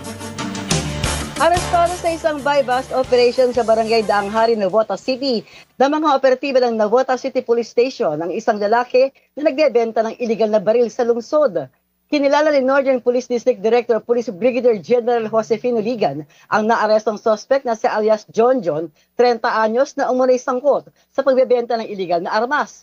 Sa ulat ng pulisya, alas 11 ng gabi na magsagawa ang mga tauhan ng Intelligence Section ng entrapment operation na nagresulta sa pagka-aresto sa suspect sa akto nagbebenta ng itim na P365 Sig Sauer 9mm pistol sa isang posture buyer na pulis. Sasampa naman ang kasong paglabag sa RA 10591 o ang Comprehensive Law on Firearms and Ammunition at isa sa ilalim sa inquest proceedings ang suspect sa City Prosecutor's Office. Metro Patrol Bet Samson para sa Himpilang Metodong Lakas, DWIZ. Nagbabalita ng tama, naglilingkod ng tama. Pinoy Gising! Maraming salamat kay Mama Bet Samson. Ngayon naman, isa pang report mula sa Metro Patrol. Gobernador Fernando ng Bulacan nanawagan sa PNP na maging makatotohanan sa mga ulat na drug-free na ang isang lugar sa lalawigan. Report mula kay Kuyang Louie Angeles. Kuyang Louie, good morning. Yes, good morning. Pagbigay ng Directive Governor Rael Fernando sa kapulisan, kasundaluhan at sa mga ahente ng Drug Enforcement Agency na tiyakin ang ng ulat, nakikita at nararamdaman ng komunidad. Yan ang bigyan din ni Governor Daniel Fernando sa ginanap na 25-second quarter-place meeting at Provincial Peace and Order, Provincial Anti-Drug Advisory Council at ang Provincial Task Force to end local community armed conflict. Aniya, hindi katanggap-tanggap ang paparangalan ang lalawigan dahil lamang sa mga datos. Sinabi ni Fernando, hindi na baling walang matatanggap na award ang lalawigan, kilala basta totoo ang mga ulat. Bigyan din niya na mas higpitan pa ang pagbabantay sa mga lansangan at responde ng malinis at tama sa oras. Na may mga sumbong kasi may kaugnayan ng mga krimen. Pinapaproseso rin niya ang sistema kung paano masasabing drug-free ang isang lugar sa lalawigan na dapat tumutugma sa totoong sitwasyon na magaganap sa naturang mga lugar. Dari ko sa Bulacan, ito si Metro Patrol Louie Ales para sa inyo ang motor ng lahat. WIC, nagbabalita ng tama, naglilingkod ng tama. Pinoy Gising! Lalaki naman patay ng barilin sa barangay Tinajeros dyan sa may Malabon. Alamin natin ang detalye mula kay Kuyang Danny Cruz. Hindi na nakupang lumatag sa lupa ang katawan ng biktima ng pamaril nang masalo ito ng nakaparadang motorsiklo nang tamaan ng 3 bala ng baril sa iba't ibang bahagi ng katawan. Patay ang biktima on the spot. Nangyari ang insidente ng pamamaril sa Calabucab Street sa barangay Tinajeros sa lungsod ng Malabon. Ito'y sa kasagsagan ng pagdiriwang ng piyesta ng barangay. Ayon kay Kapitan Ambet Bautista, sa nakuha nilang impormasyon, ang biktima umano'y labas-masok sa kulungan sa iba't ibang kasong kinasasangkutan nito. Sinabi ni Police Colonel J. Baybayan, hepe ng Malabon Police, patuloy ang kanilang pagtugis sa salarin sa ikinasang dragnet operation. Ang sospek ay agad tumakas matapos maisagawa ang pagpatay sa biktima. Kinilala ang biktima na si Christian Lacbayo, nasa hustong gulang, residente ng Aracity, sa nabanggit na barangay. Sa direktiba ni Police Colonel Baybayan, tinitignan na ng mga otoridad ang mga footage ng CCTV na dinaanan ng sospek sa pagtakas. Nagtatanong na din ng mga pulis sa mga residente na posibleng nakakakilala sa sospek. Iniimbestigahan din kung may kinalaman ito sa onsihan sa iligal na droga. Mula sa Malabon City, Metro Patrol Danny Cruz, nag-uulat sa impilang may todong lakas, DWIC, nagbabalita ng tama, naglilingkod ng tama. Pinoy Gising! Habang dinadako natin si Kuyang Ronald Idol Domingo, magpapaalala na ako ng coding habang din traffic camera. It's Monday today. Walang partner, wala na yung ad-even. Baka mamaya makabangkay sa ad-even scheme ha. Sinuspindi po yun ni PBBM ha.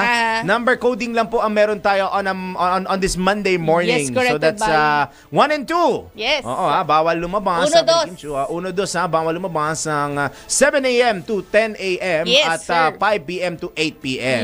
Pero daw po sa Makati na whole day. Whole day. Ayun. Sa data, bago tayo po tayo, Kuya Ronald, ha? Ortigas flyover is flying over. Parang flying A. Ortigas flyover. Marami na sasakyan, di ba? Oo, ayan na. Nagpipila na po sila, kaya umalis na kayo. 5:44 na ng morning, ha? EDSA GA Tower. Ay, Green and Go pa. It's good. And Green and Go pa po. Ito yung GA Tower bandang Boni Boni area. Uy, may dumaan na MRT. Wala lang. Gusto ko na sabihin. sa may EDSA Monument po yan. Nasa White Plain Billboard. EDSA Regalia sa may Cubao area ito. May Krame area yun. Nakatutok yung camera. Also Green and Go. Pero medyo may pagdami ng influx na mga sasakyan. At sumusunod na sila sa bus lane. Yun yung napansin ko. Itong yung sa White Plains naman na view, yung southbound ay marami na ring sasakyan yan yung mapapuntang Makati, partner. Yun nasa kanan kasi is papuntang QC area. Northbound naman po yan. Yung southbound yung mga sasakyan kumbaga wala na espasyo. May pagitan pero mga takbo niya mga nasa 20 kilometros na lang yan. Hindi naman mga 30, 60 siguro yan. Hindi yung nasa kaliwa. Hindi na yung pila ng mga sasakyan. Hindi na abot na 60 yan. Kaya pa yan. Sige, 60 kung gusto niyo lumipad. Yung nasa flyover sa Ortigas, southbound ba ito? Southbound yung nasa kanan. Southbound ay marami na ring sasakyan. Ay, may nagsalubong na MRT. Doon talaga interesado Nasa kaliwa is northbound lane. Papunta naman po ng QZ area. One and two coding ha. At ang first day of classes. First day of classes ngayon. Kaya siguraduhin ninyong ready kayong magkaroon ng mahabang pasensya dahil for sure mamaya lamang traffic na. Pinoy Gising! Papasukin na natin itong report mula sa Ronda Provincia. Pagsasanay ng ELGU, isinagawa ng DICT Isabela sa Delfin Albano. Report mula kay Kuyang Ronald Idol Domingo. Nagsagawa ang Department of Information and Communications Technology o DICT ng lalawigan ng Isabela ng isang masusing administrative training ukol sa Electronic Local Government Units o yung tinatawag na LGU system sa balay na Magili, Ragan Sur. Dinaluhan ito ng mga kinatawan mula sa iba't ibang opisina ng lokal na pamahalaan tulad ng ICT Office, Business Permit and Licensing Office, Local Civil Registry Office at Treasury Office. Layog ng pagsasanay na palakasin ang kakayahan ng LGUs sa pamagitan ng LGU system upang mapabilis ang mga transaksyon, mapabuti ang serbisyong pampubliko at maisulong ang transparency. Pinangunan ito ni na Engineer Cirilo Garisngan Jr., Provincial Officer ng DICT Isabela, kasama sina Engineer Brian Tomas at iba pang eksperto mula sa DICT. Kinalakay ang mga mahalagang aspeto ng sistema tulad ng data management, cybersecurity at digital governance. Ayon kay Engineer Gasingan, mahalagang yakapin ang LGUs ang digital na solusyon para sa mas episyenteng serbisyo publiko. Ito ang Ronda Patrol. Ronald Idol Domingo, nag-uulat para simpilang may tutong lakas, DWIC, nagbabalita ng tama, naglilingkod ng tama. Pinoy Gising! Standby po sa ibang mga reporters sa labas ng himpilan, Philippine Standard Time. Hi! Pinoy Gising na! Ang ate, hi! Hey! At 12 minutos na lamang po bago mag-6 in the morning, magbabalik po ang Pinoy Gising! 8 minuto na lamang po bago mag-6 a.m. Yahoy! Ito na, ronda ulit tayo sa probinsya. Philippine, ito ang sunog po sa DAR office sa Kawayan City, Isabela, patuloy na iniimbestigahan. Report mula kay Kuyang Ronald Idol Domingo.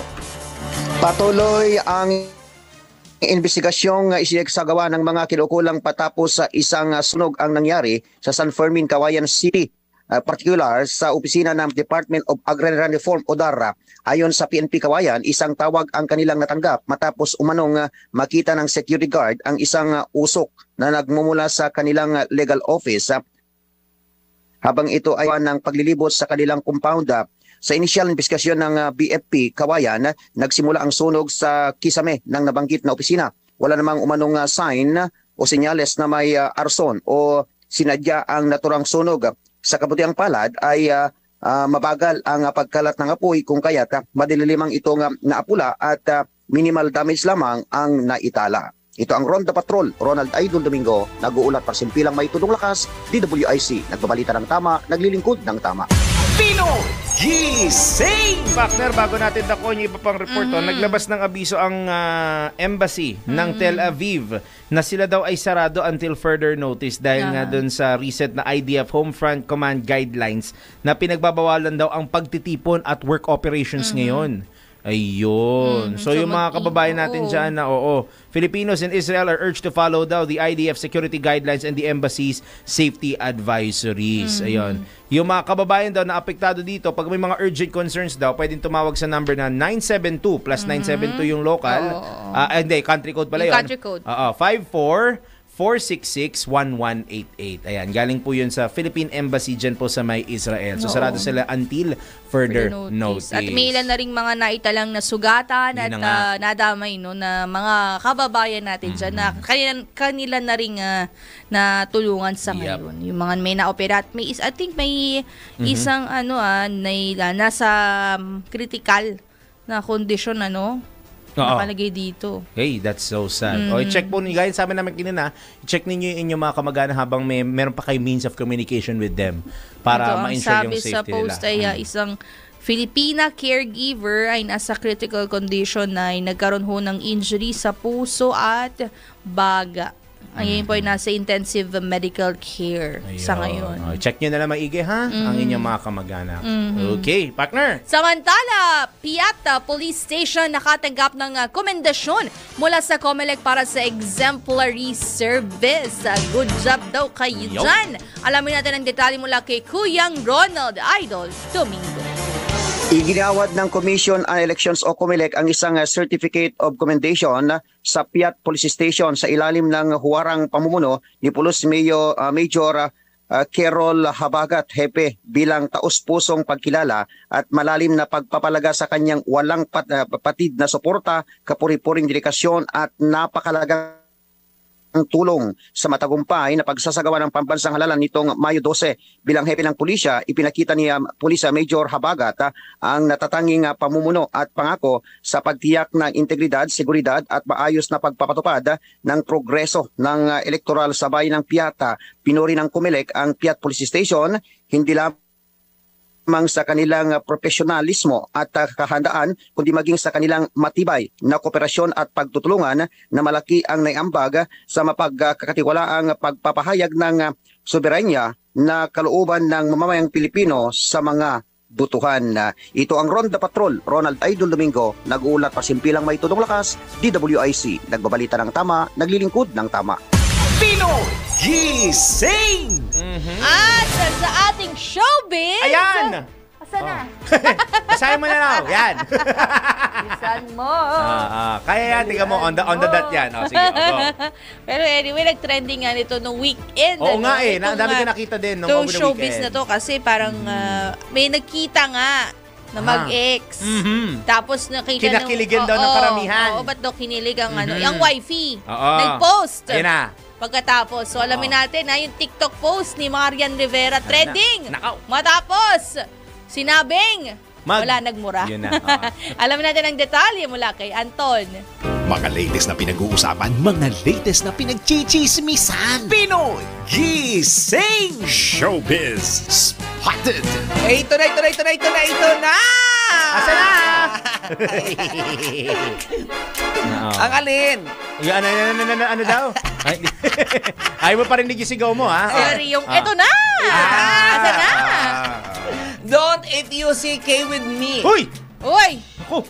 Iyon ang matinding diretso ba binanggit. Yes, oo. Iyon ang matinding pagbanggit itong si Marian Rivera sa kanyang TikTok post. Akala ko fake. Ayon dito kay Marian, doon sa kanyang TikTok ay kung ano ang buhay ika ay parang isang boomerang. Kung ano ibinato mo, eventually babalik din sa'yo. At sa kanya dito sinabi ang don't if you CK to me with me. Ayan. Wala siyang ibang paliwanag. Although may nilagay siyang hashtag na mga hashtag na good vibes, mga ganon.